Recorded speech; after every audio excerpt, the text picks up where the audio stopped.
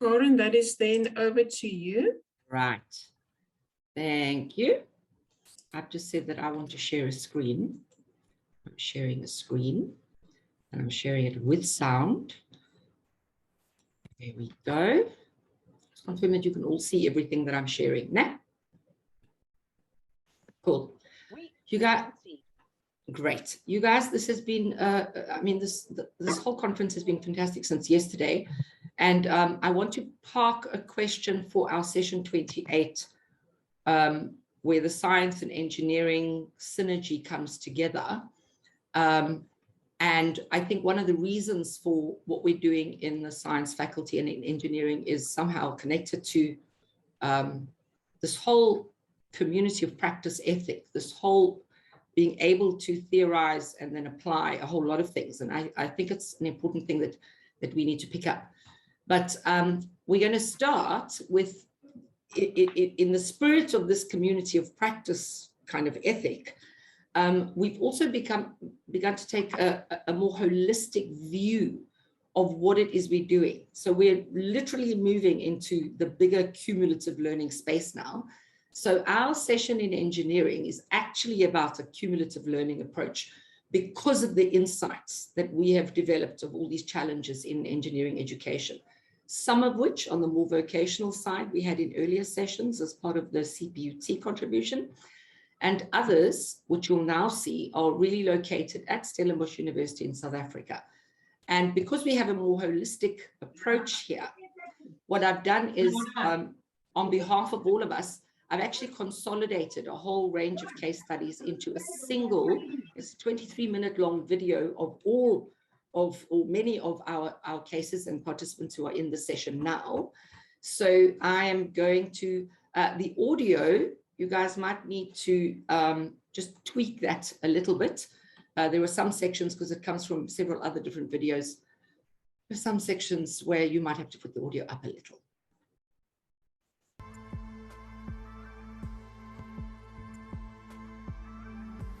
Hello everyone, my name is Karin Wolff and I'm what's called an academic development practitioner. What that means in our South African context is that I work with academics, and in my case that's engineering in particular. And my role is to support their development, help them to identify challenges in their curriculum and pedagogy, support the implementation of new strategies in teaching, learning and assessment, and collaborate on researching these initiatives. Now, the legitimation code theory dimensions have been extremely useful in my work across a number of sites. What I'm going to be doing in this video is sharing the work by some of my colleagues in the Faculty of Engineering at Stellenbosch University.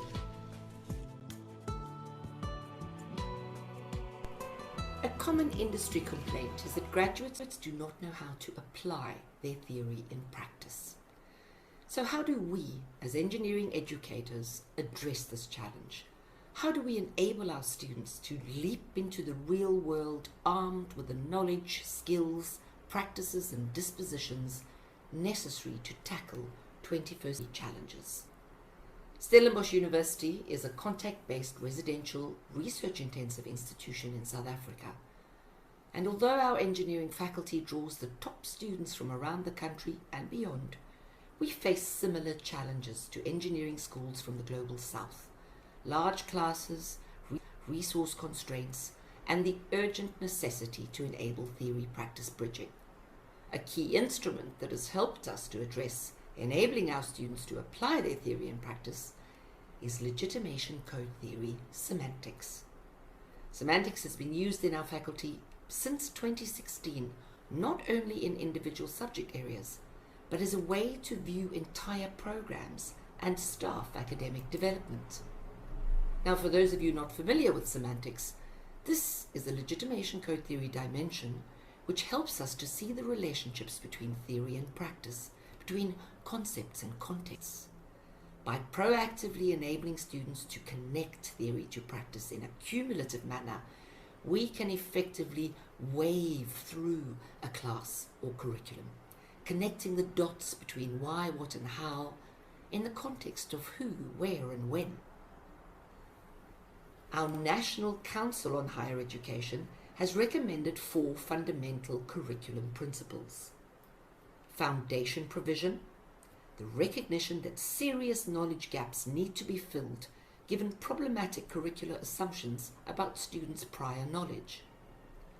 Epistemic transitions, the need to explicitly scaffold students' epistemic development beyond foundation provision. Curriculum enrichment through key literacies, and curriculum enhancement through greater breadth of exposure in order to produce employable graduates for the contemporary world. Using semantics, we can arrange these principles across a program, from the more conceptual or context-independent foundations through to more concrete, context-dependent, real-world practices.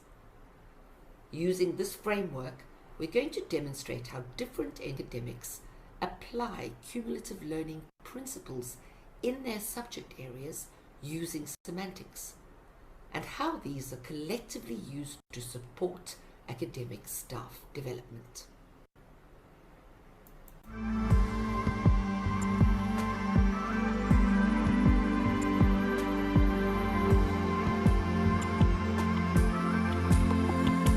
We set up the test to help students to go through a learning process, to practice how to do unit conversions. And we also wanted to instill in students a sense of how important unit conversions actually are. Our first case study is a first-year chemistry course for all engineering disciplines with around 1,000 students. There isn't time to revise the chemistry fundamentals, so a group of lecturers has developed a randomized online quiz bank.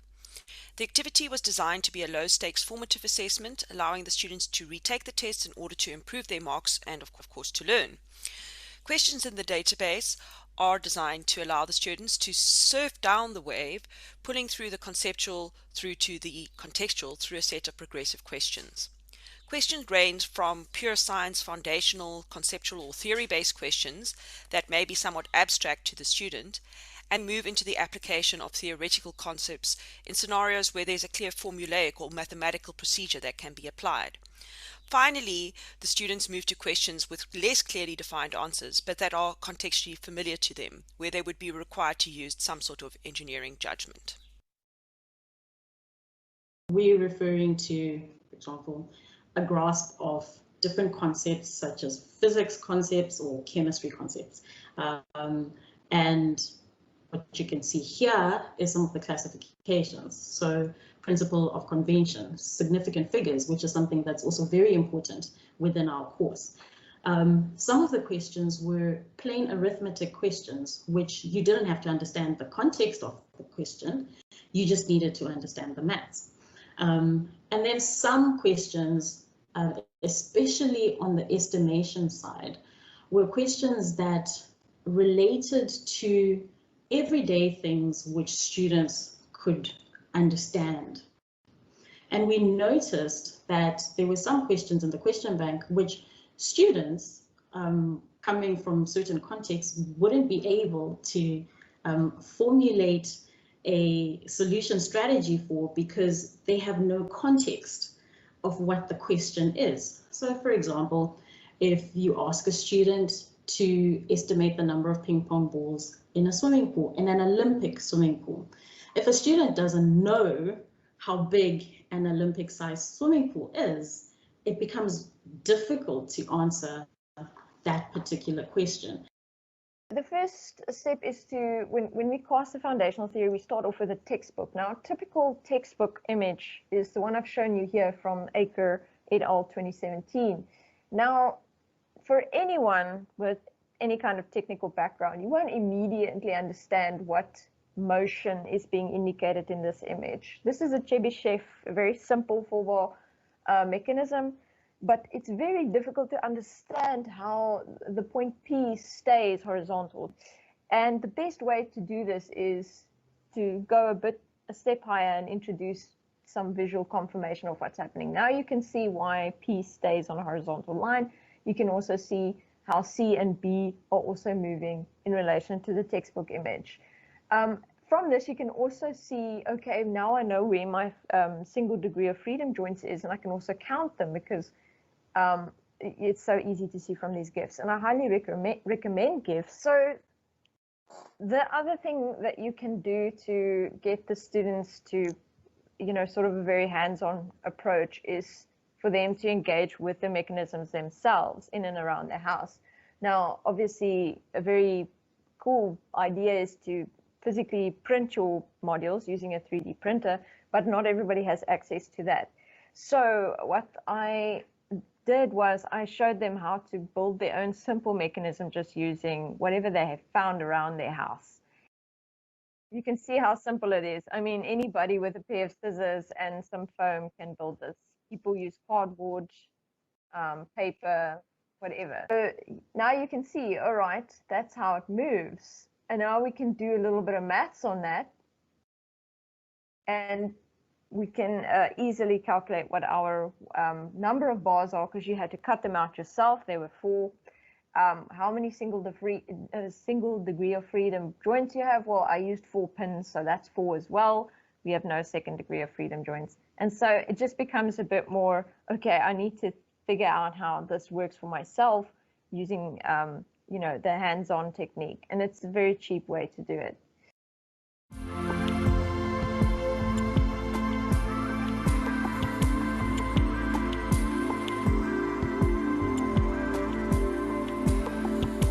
In our second case study, we start at the bottom of the wave with a flipped classroom case study assignment for a second-year material science course for mechanical, mechatronic, and industrial engineering students.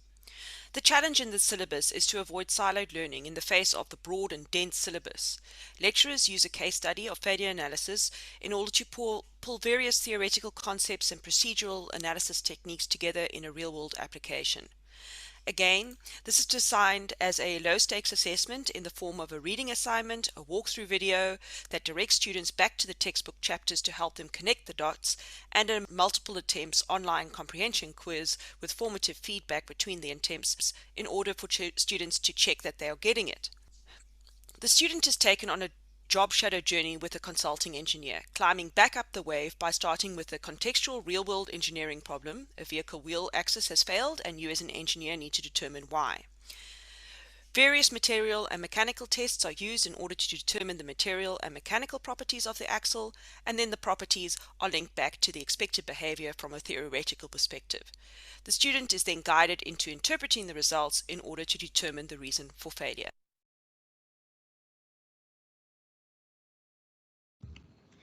Okay, so what we did, it was a learning opportunity in Chemical Engineering 264, Fluid Mechanics for the second year Chemical Engineering group.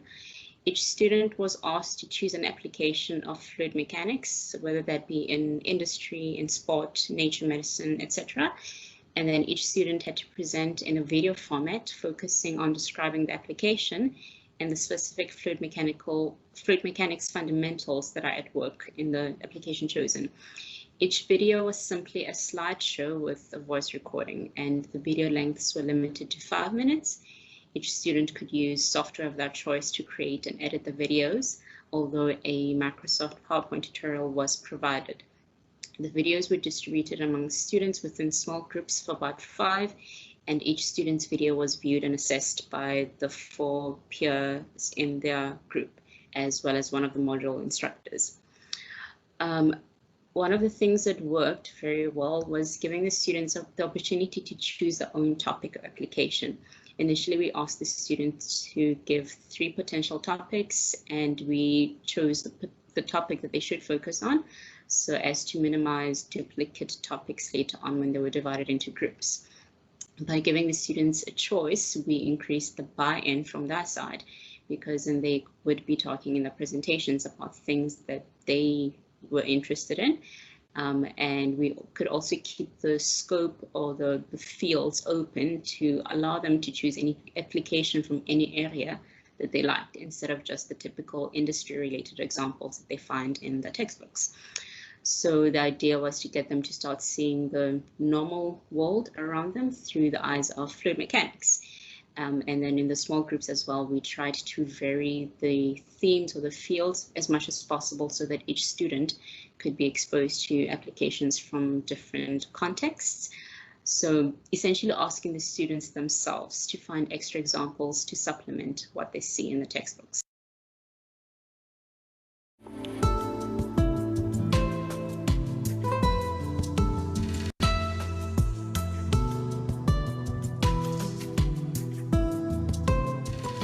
Now we look at moving up and down the wave, integrating concepts and applications and contextual situations. In this case study, a third-year transport engineering course for civil engineers is used. Students are assigned a road design project where they work in small groups to find an appropriate local site where they can apply road elevation concepts to create a particular road design. This case study is designed to use elements of experiential learning, peer engagement, and teamwork to simulate a real-world engineering application, including tasking them with the use of software and translating technical information into a readable report. The students snakeboard up and down the wave to integrate the know, be, do elements of learning engineering. They start with the conceptual and look for a contextual scenario where the concepts can be applied. Then they apply the analysis and design principles and procedures to create their solution, and integrate these elements into a final design report where they have to use the road design software.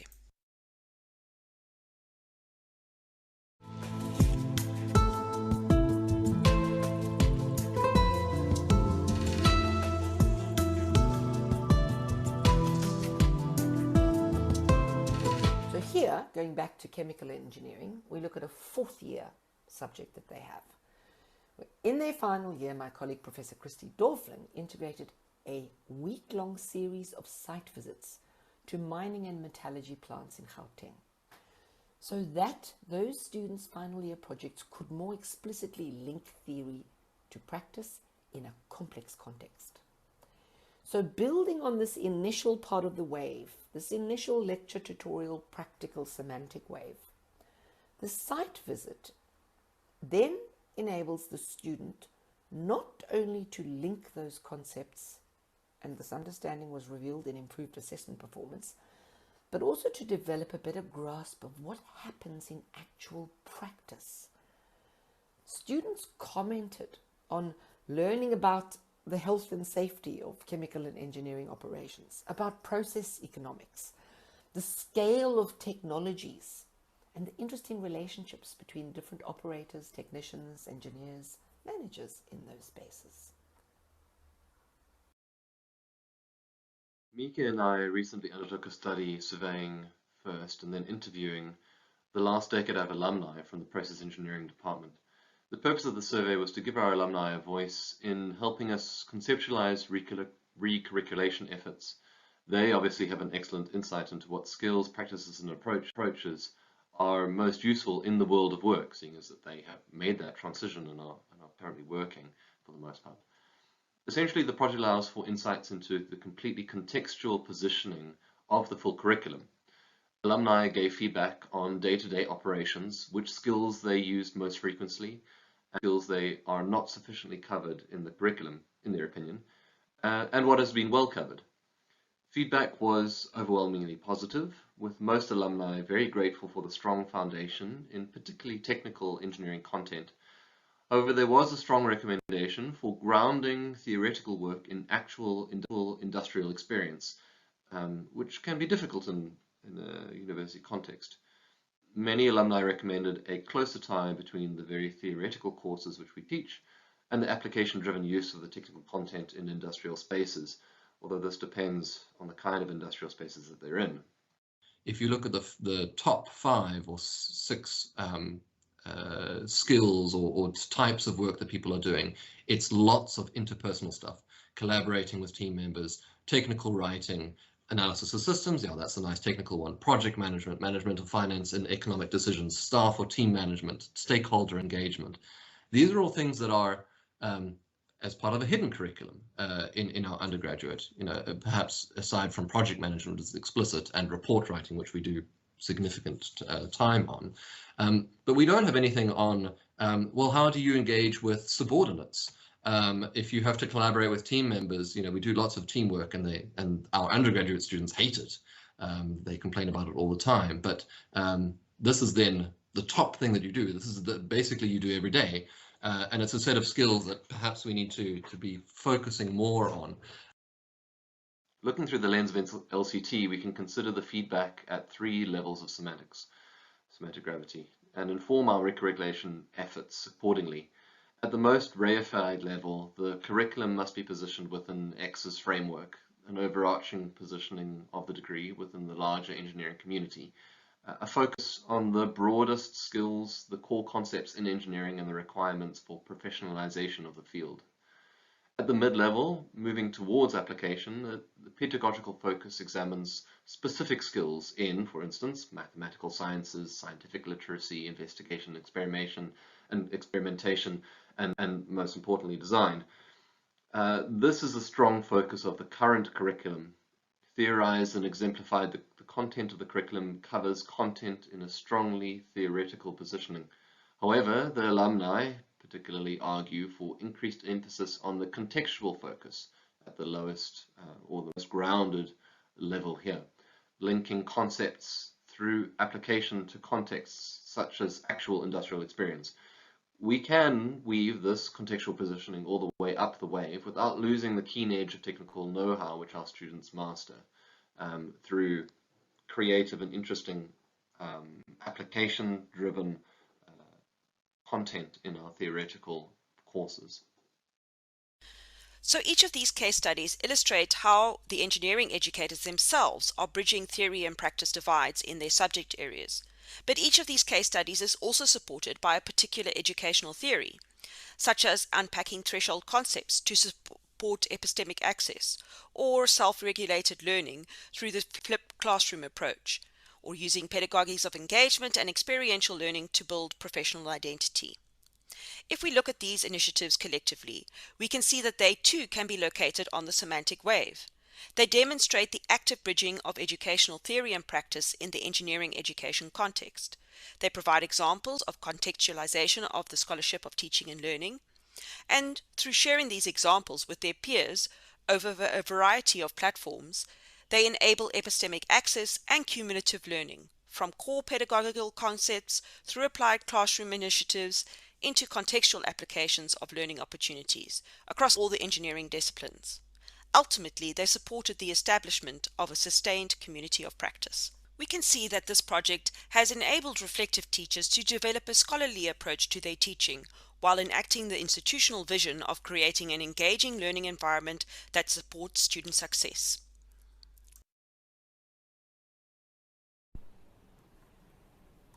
Although many of these initiatives have been written up and published in formal journals and conference proceedings, practical accessibility is a very important feature of our approach. Most of the initiatives have been captured over the past few years as posters or case study videos. Now, these resources are available on a dedicated shared faculty website. Collectively, they represent practice-based examples of engineering education strategies underpinned by educational theories, and they're created by engineering academics themselves for engineering academics in our Global South context. The case studies and initiatives are supported through teaching and learning mentorship and funding for things like student assistance, equipment, and other resources. The faculty hosts annual workshops, teaching mornings, and a teaching forum where these case studies are shared and developed. Staff feedback indicates that exposure to the educational theories has enriched their practice. They speak of engaging with accessible methods and tools to understand student learning, and explicitly refer to the collaborative community of practice approach as supporting the development of their scholarship of teaching and learning. We believe that such a developmental community of practice approach enables engineering academics to take ownership of their teaching roles and to strengthen their sense of identity and belonging in their profession. And isn't this exactly what we want for our students and graduates? the ability to effectively draw on their professional knowledge in practice.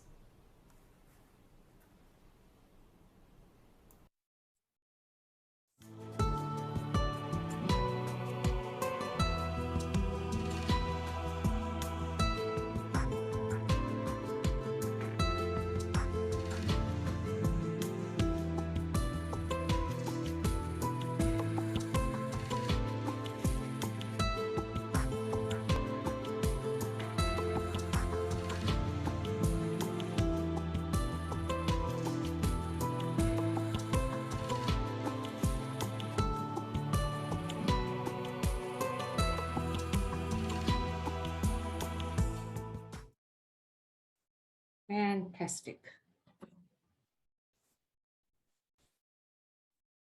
Colleagues. Now, if I can just find my navigation bars. I'll take a look at the chat in a moment. So most of those case study participants are in fact here in the room with us. And we thought this is a wonderful opportunity to ask a couple of particular questions. If anyone wants to ask a specific question, thank you, JP, the REAP initiative and resources. Okay, that's fantastic. Okay, so colleagues, I just want to check who is in our audience, which means I need to find you. There we go. Everyone is here. Wanted to see someone foundational. Melanie, are you? Sorry, Melody. Yes. In your, bridging the gap. Yes, JP's got a hand up. Go for it, JP. Somebody needs to help me identify whose hands are up because I can't always see everybody. Thanks, Karin. Can you hear me? Yes, loud and clear. Great. Thanks. It's fantastic. I mean, I'm biased, of course, I'm being from Stellenbosch, but it's truly remarkable what happened in science and engineering. So yeah, just from my side, kudos, well done, and all the beautiful things. I did have a question though, just on the kind of meta level on kind of what this process means for this typical education, research and discipline research divide, which seems to be quite comfortably, be integrated, through all these colleagues in the way that you operate. And I guess our LCT and or a specific focus, could also help a whole faculty literally, or big parts of a faculty to move and maybe become more comfortable, with this kind of reality, which seems to make a massive difference in the teaching. So it seems that everything kind of comes together beautifully in such a kind of project. So just a remark / question or for reflection. Thanks. I think that's a very important question, and I am going to call on anybody out there. I have limited, what I'm seeing is very limited, so I can't see. Karin, this is Debbie hands here. up. Yes, go for it. So I think something that JP is mentioning now is important, that, and I think I never really thought about it, but in contrast to science that just went before us and now engineering, our faculty, this community of practice that we've built, we've been focusing a lot on the design of our learning activities. But we haven't really been looking so much, we'll interviewing students and getting feedback from students, or looking at marks and so on. And this is like an ongoing debate. It's like, how do you quantify or how do you evaluate the impact of what we're doing? And I think, looking at this, we've really analyzed and unpacked what we've been doing, but I think that we still need to kind of look at what is the impact of this, and I think a lot of these things are kind of works in progress. So we will get there, but the design and the implementation has been done, and now the evaluation of it is there. And yeah, I'm wondering, JP, it looks so pretty and it looks so great, and we definitely are getting that critical mass by feeding off each other's energy and seeing what we're doing. I wonder how it's affecting the students. Before, is it JP's got their hand up again? No? Is it? And Robbie? My screen is weird. Can I jump in? Yes, go for it. You guys, this is a conversation, all of you. You know that it's limited what we can see when we're presenting and all sorts of other stuff. So please jump in. That's what this half an hour is, a conversation. Go for it, Robbie. It's one of these online mediated conversations where you have to make sure that we're all in the right order. But just in response to Debbie, I really want to support that idea of how are we going to assess the efficacy of our interventions. And so quite a lot of the sort of scholarship of teaching and learning stuff that I read and interact with, and even stuff that I have myself written, it's so difficult to look at long-term implications. So we can say, oh look, once we did the thing, then the marks went up, or the students said that they liked it, or sometimes they said that they hated it, and we said that it's still good for you, we're going to do it anyway. But what we really want is actually longer term improvements in their problem solving skills, and you know they must internalize these things. So I think we probably should be spending a little bit more energy on thinking about how to monitor and evaluate. And LCT probably is a good one a good tool to use to look at that. You know, is there movement? Is there consistent and long-term movement and changes? But yeah, so Debbie, let's think about how do we do that. I'm going to come in before Shoba. I'm so glad you put your hand up, and we're going to chat in a moment. And JP, I don't know if that's an old hand or a new hand. Old, sorry. Old hand. Okay, so Shoba, I'm going to come to you in a moment. What I wanted to say was, we have spoken about this, and in terms of evaluating the impact of something. And I think we've even referred to kind of the last century's post-World War II approach of, you know, the East, Japan in particular, having the foresight, having this vision 50 years down the line, and knowing that you can't measure right now. And that intention in terms of moving towards Industry 4.0 was this long-term vision. And I worry that in our context, because we have to be so reactive, that we are feeling the pressure to measure too soon on the one hand, and we also know, and this is where Robbie's work has been invaluable, because we started this process, Robbie, you and I, and Margaret Tuddy and the others represented in the earlier fluids exercises 6 years ago already. And it was your insight that said, when you taught those same first years, that unit conversions, foundational semantic waving, okay, you pointed out that in the second year, by the time they got to fluids, and then the third year, reactor design, and then the fourth year, that some of those things were just not there anymore. The things that you had assumed were in place. So I think one of the challenges is, because we keep looking at this at a modular level, or at a per subject level, or a per initiative level, it's a little bit segmented. What I was trying to capture for us as a faculty was, there is a holistic picture here. So perhaps when we evaluate these initiatives, we also need to take, I don't know, a different holistic approach. I'm just putting that out there, you know. Do you want to respond to that, reply back to that, Robbie, before we go to Shoba? Yeah, I think we are definitely moving in the right way. The fact that we've got these things consolidated, we have these conversations that happen across years and modules, that it definitely does highlight where things are working and where things are surprisingly working or surprisingly not working. So I think we are on the right track. You're right. But how to make this explicit and to think through, well, how do we demonstrate? You know, I'm a scientist. I want to see the graph go up. I don't want to just wave my hands at it. I want to see the impact. And in your new study in particular, you actually want to hear alumni saying, I feel more equipped in this complex socio-technical space. You know what I'm saying? Or you want to hear employers saying, wow, your graduates are fantastic. They have all of the, in other words, they can do all of these things, which is a challenge. Okay, Shoba, sorry, you've held on for so long. Go for it. No, thank you so much, Karin and team. This is actually amazing, and I will definitely be tapping into your brain and in terms of your resources, especially for our engineering faculty at two levels. One is to show. So if we talk impact, is to make visible the impact to typically a faculty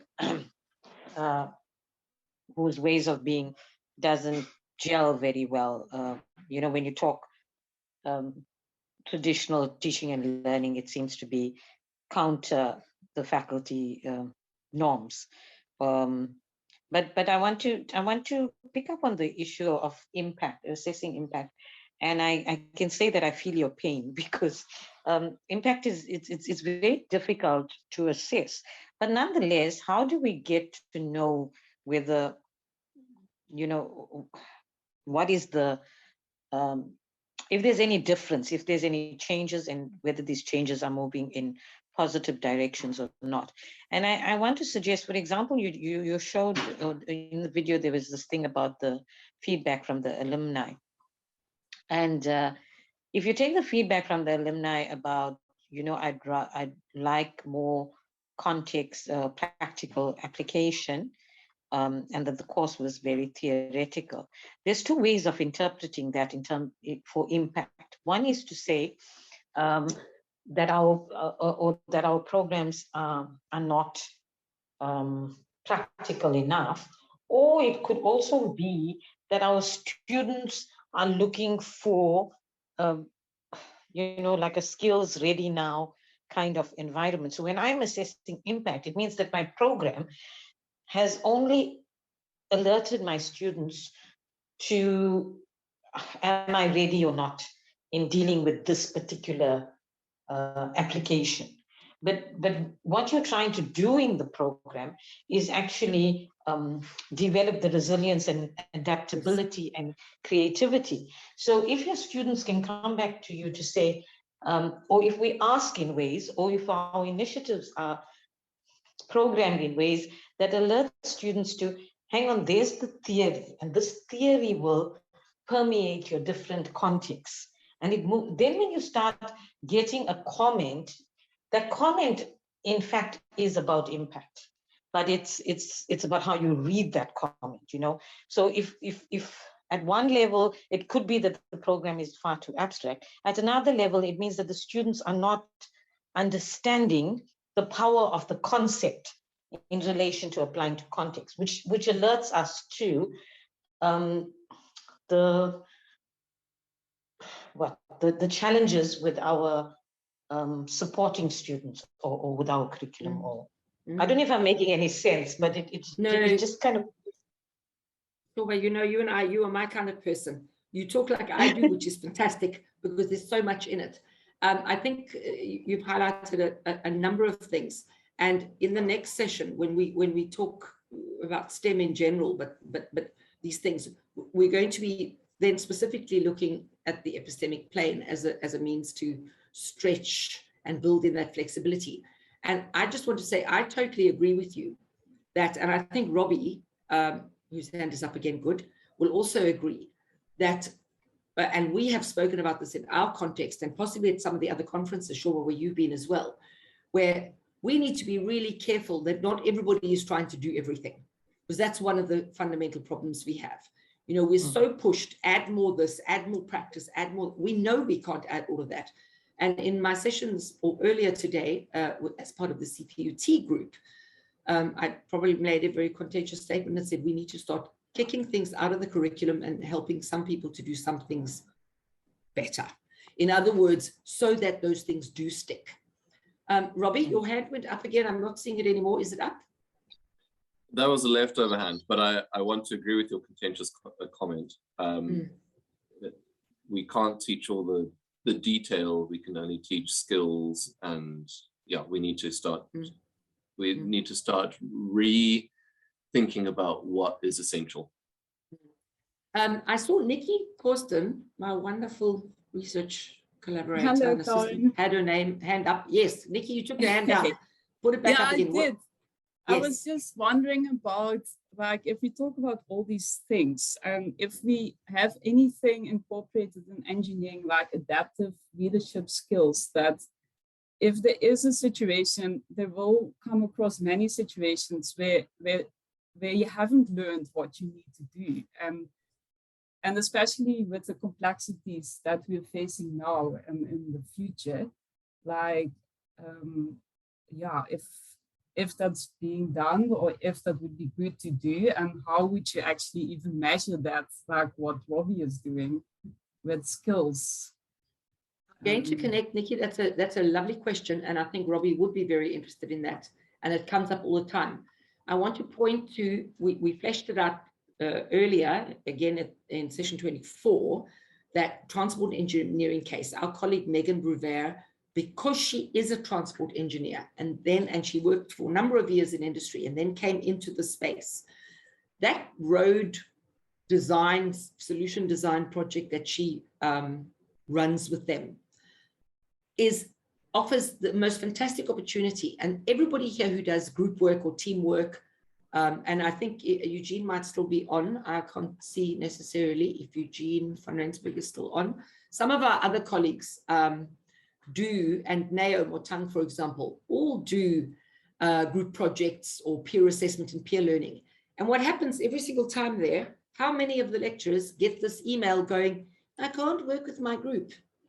Or how many lecturers come to me every single semester and say, please give me the answer to how do I allocate people to groups?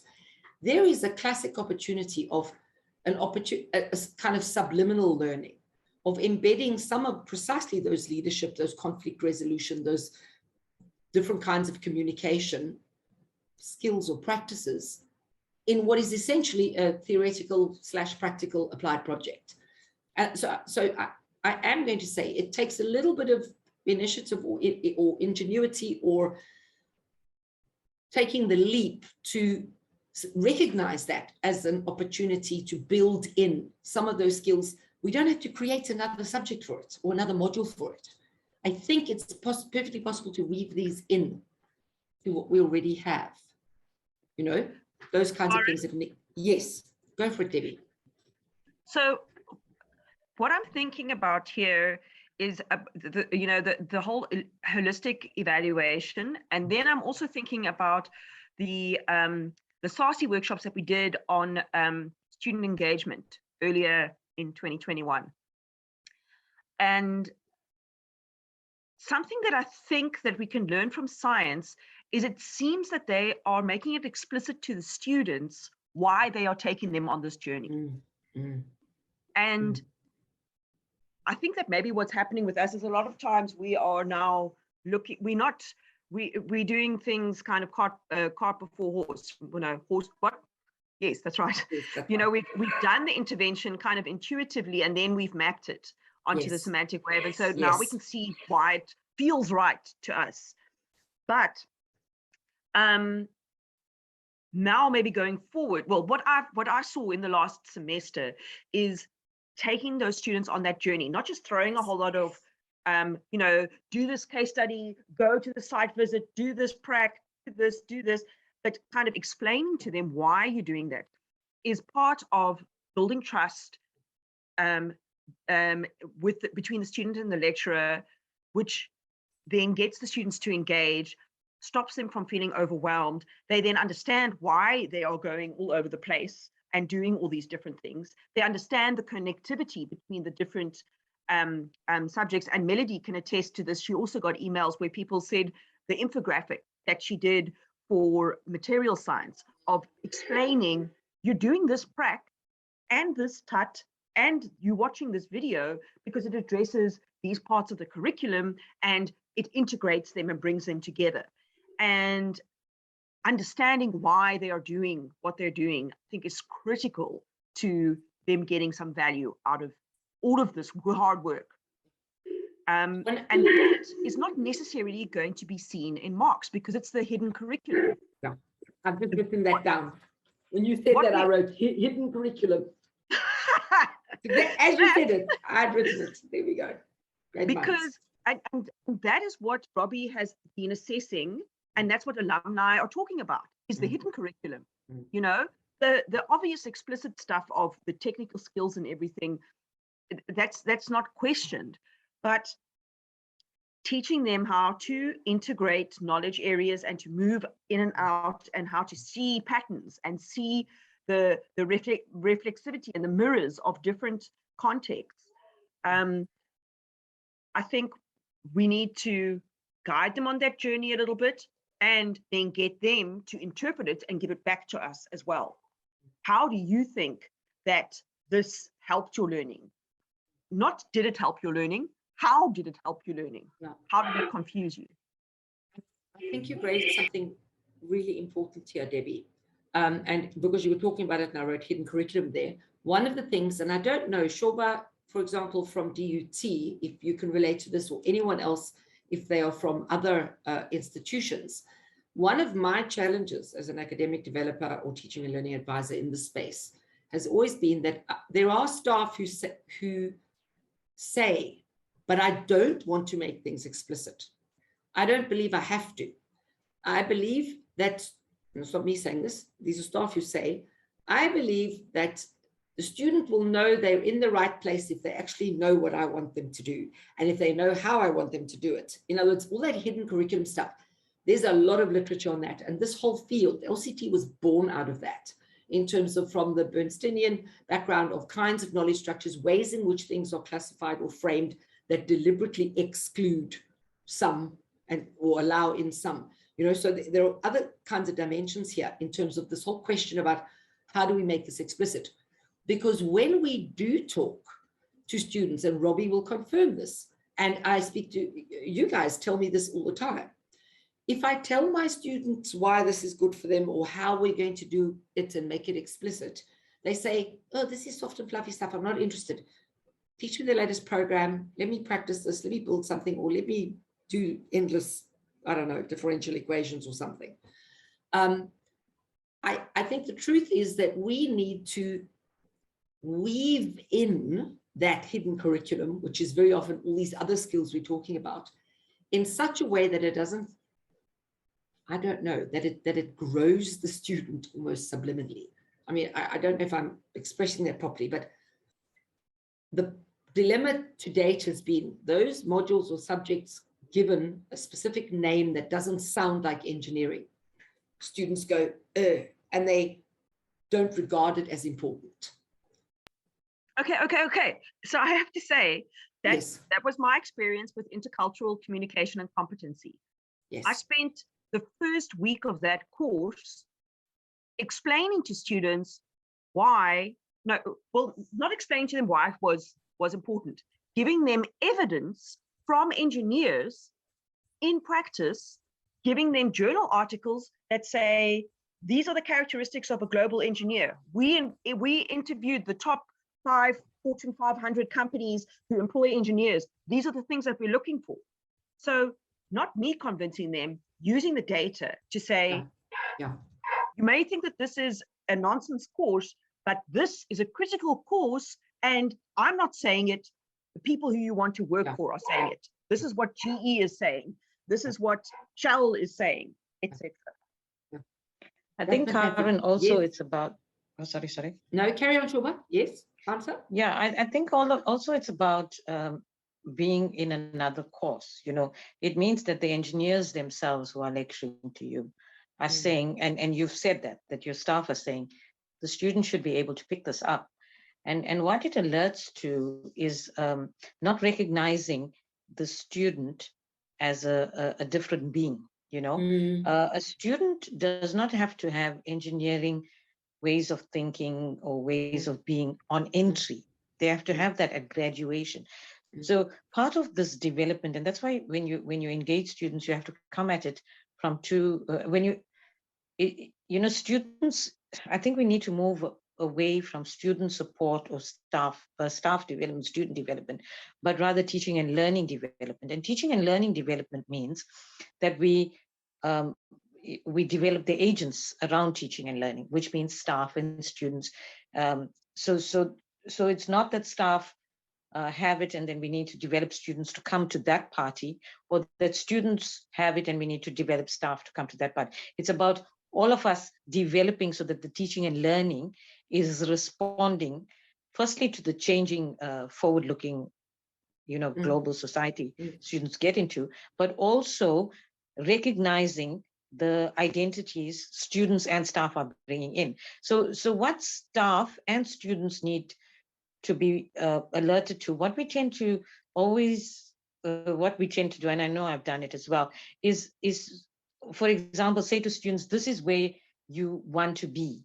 But it's also about showing them that, having had your experiences, this is your life and its principles, and any experience will shift your being. It shifts any one of us. And what we're trying to do is move towards this space, or develop these principles. It's not because, somebody out there said this is where you need to go only. It is that, but it's also about recognizing that you surely cannot be in that space because you are entering from another space, So I think for me, and certainly LCT alerts me to that a lot, is the notion that it's teaching and learning development, and that we kind of, if we centralize that, then all the agents around it, including us as academic developers, have to be developed. Yeah. Marnell, is that a new hand? Hi, Karin. It's a new hand. I was actually, I was following on to Debbie's thing about that course, that she was trying to convince the students of the value of it, because she knows that we have the same trouble in the EDP course, especially with the engineering students, where they can simply not see why they need to do, those soft skills. And with all the, I actually thought maybe I'll get her to explain that, but it doesn't seem that she, it seemed that she also had a lot of trouble explaining that to engineering students as such. I thought it had something to do with autonomy, because I wasn't an engineer. But so I was just wondering about that, because we really struggle to convince them. And I think they grow a lot, through that course. But it's be a matter of opinion. Yes, Marnell, can I just respond to that? Unfortunately, I think it has got to do with the legitimacy of where the information comes from. Yeah. So the fact that I was playing them YouTube videos or TED Talk videos or whatever of actual engineers in practice, that's a legitimate, powerful knowledge source.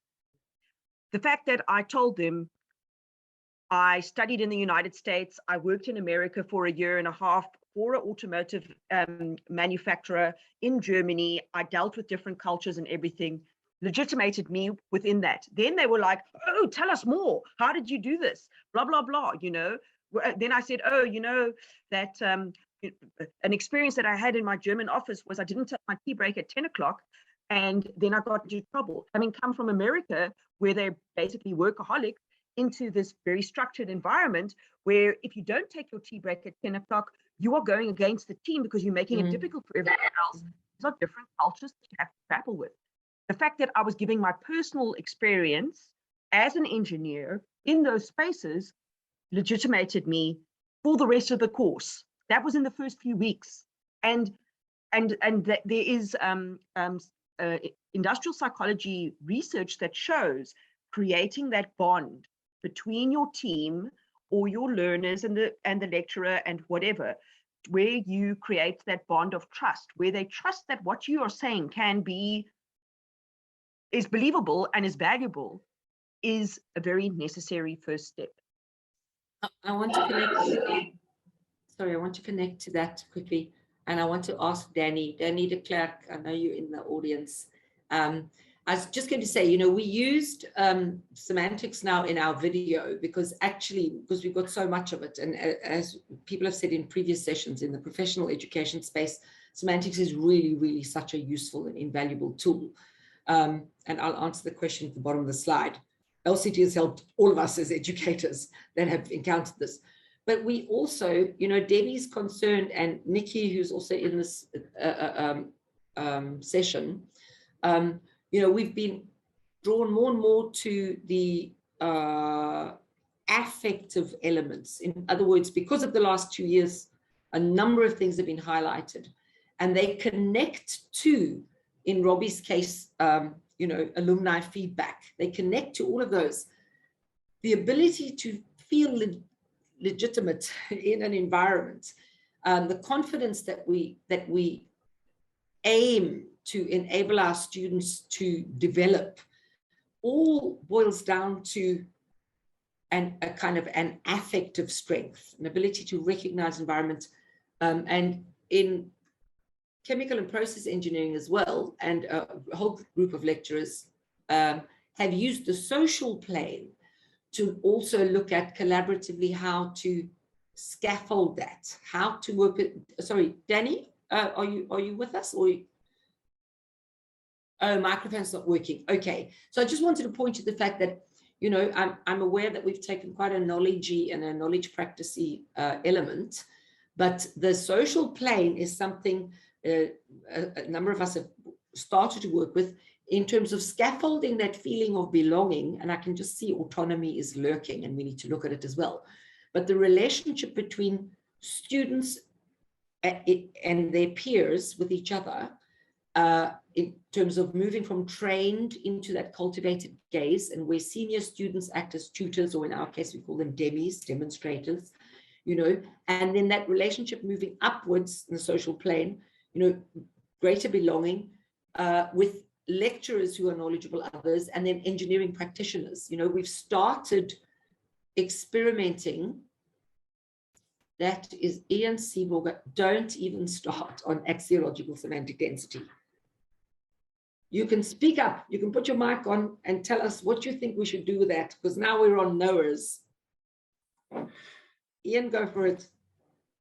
No, I just was thinking of offering a shameless promo for our session 43 on axiology. Right, 43. I've written it down. Yes, we'll be there. Yeah. Yes. All the Makanda people who are actually scattered all over the world. But yeah, come and take a look at that and let it swirl around in your head and see if anything sticks. Okay, that's fantastic. Okay. And the comment that Ilse has just put in about the to and fro between who should be responsible for offering mathematics to engineering, that whole question about, yes, the notion of belonging. And Monel, your earlier comments about the extended degree program students and the whole thing of when do we measure what? Belonging and identity are that's actually what we're trying to build here. That's actually what the whole point is. That's why it's called legitimation code theory. Okay, we're trying to unpack what are the rules of the game so that we can challenge them, okay, but also so that we can enable access to those rules. Right, I see there's an argument going on here about who belongs to a field, who belongs to a field in such a way that they are better belongers, so that they can teach students how to belong in those fields. Right. We have 2 minutes before our next session. Any last and burning questions from anyone, or any comments? Right, Debbie, the politics, the money, all of those things, we clearly in our faculty have to start working with autonomy. And we're going to go to the science faculty to help us and guide us in working with autonomy, because that's about power and money. Right, Marnell, new hand? Sorry, old hand. Old hand, okay.